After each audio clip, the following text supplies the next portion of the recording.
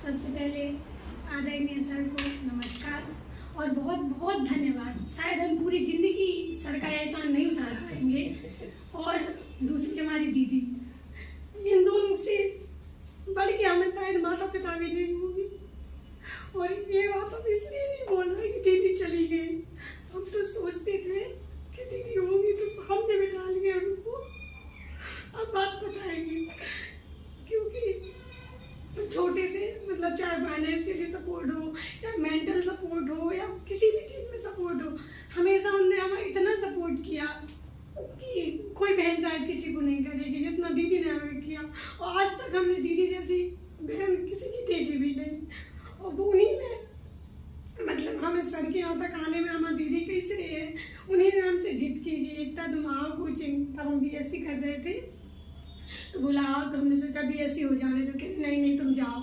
हम कोचिंग आए, हमने 3 साल पढ़ा और सर ने हमसे एक भी पैसे नहीं लिए। सर ने हमें निःशुल्क शिक्षा दी और उसकी कीमत हमें लगता है पैसे देने वाली शिक्षा से भी कई गुना ज़्यादा है।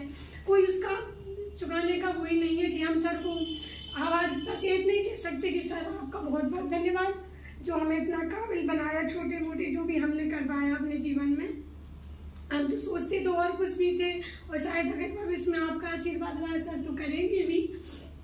बट आपका बहुत बहुत धन्यवाद सर, थैंक यू। और दीदी आज होती तो वो भी बहुत प्राउड करती, कहती कि इतना किया। और हम पहले ही आ जाते, जब पहले ही हुआ था हम तभी आ जाते। बस हमारा आने का दिल इसलिए नहीं हुआ है, फ़ोन लगाने का मन भी इसलिए नहीं हुआ कि हम उस खुशी को मना ही नहीं रहे थे। हम भगवान के चरणों में भी नहीं गए उस दिन से, जिस दिन से दीदी गई हमने भगवान के पास भी नहीं गए। आज ही जब आए तो पहले हम मंदिर गए, फिर हम अपने दूसरे मंदिर में आए सर के पास।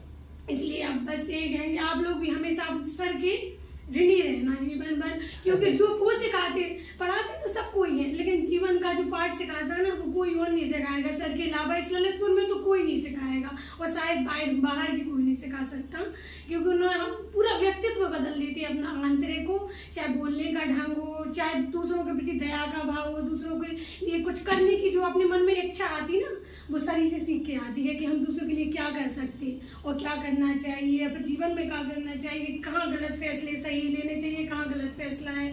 जो भी सिखाते वो सब सर ही सिखाते हैं। इसलिए आप लोग हमेशा सर के, हम तो हैं ही, आप लोग भी सर की बात मानना और हमेशा ही करना।